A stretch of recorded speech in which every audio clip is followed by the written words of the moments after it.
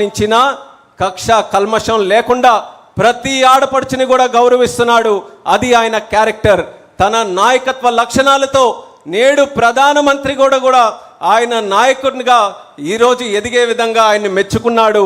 ఇది ఆయన క్రెడిబిలిటీ. ఆ బ్లడ్ లైన్కి వేరే క్వాలిఫికేషన్ అక్కర్లేదు. పోరాటమే ఆయన సర్టిఫికేట్, ప్రజా సేవే ఆయన బయోడేటా. మీ అందరి కరతాల ధ్వనుల మధ్య స్వాదర స్వాగతం పలుకుతున్నాను. నిరంతర కార్యసాధకుడు, యువగలం రథసారథి, భవిష్యత్తు వారధి, తెలుగుదేశం పార్టీ జాతీయ వర్కింగ్ ప్రెసిడెంట్, నా అన్న, మన అన్న, the one and only Nara Lokesh అన్న గారికి సాదర స్వాగతం పలుకుతున్నాను.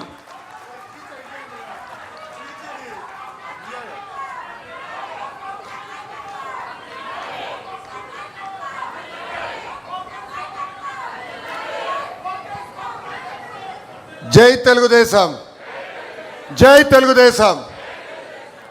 నన్ను పరిచయం చేయమంటే మొత్తం స్పీచ్ ఇచ్చేసాడు రామ్మోహన్ రెడ్డి గారు. గౌరవ తెలుగుదేశం పార్టీ జాతీయ అధ్యక్షులు చంద్రబాబు నాయుడు గారికి, గౌరవ పాలిట్ బ్యూరో సభ్యులకి, గౌరవ శాసన సభ్యులకి, సీనియర్లకి, జూనియర్లకి, రాష్ట్ర ప్రజలకి, ముఖ్యంగా నాకు ప్రాణ సమానమైన తెలుగుదేశం పార్టీ కార్యకర్తలకి నా హృదయపూర్వక నమస్కారాలు. ఆఫ్లైన్ అయినా ఆన్లైన్ అయినా హైబ్రిడ్ అయినా మహానాడు ఎప్పుడూ ఒక మాస్ జాతర లాంటిది. పసుపు పండుగనే మన మహానాడు. ప్రతి కార్యకర్త కాళ్ళు ఎగరేసుకుని నాది తెలుగు జాతి, నాది తెలుగుదేశం అని చెప్పుకునే వేదిక మన మహానాడు. నేషన్ ఫస్ట్ అనేది తెలుగుదేశం పార్టీ విధానం. మన దేశం మన బాధ్యత. అందుకే గౌరవ ప్రధానమంత్రి శ్రీ నరేంద్ర మోడీ గారు ఒక పిలిపిస్తే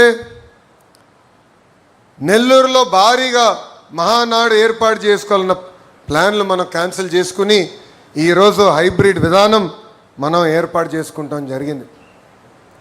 హైబ్రిడ్ అనగానే టీమ్ 11 ఎగతాళి చేశారు. ఆ టీమ్ 11కి ఒకటే చెప్తున్నా, ముందు బ్యాటింగ్ చేసే బాధ్యత మా పసుపు సైన్యానిది.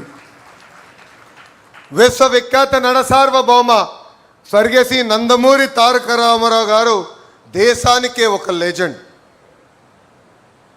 తెలుగువారి ఆత్మగౌరవం ఎన్టీఆర్, తెలుగువారి పౌరుషం మన ఎన్టీఆర్.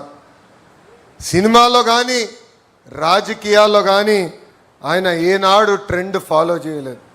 ఒక ట్రెండ్ సెటర్ మన ఎన్టీఆర్. ఆయన రికార్డు బద్దలు కొట్టడం ఎవడి వల్ల సాధ్యం కాదు. దేశానికే సంక్షేమం పరిచయం చేసిన వ్యక్తి మన ఎన్టీఆర్. సమాజమే దేవాలయం, ప్రజలే మన దేవుళ్ళు అని చెప్పి మనకు ఒక దిశ నిర్దేశం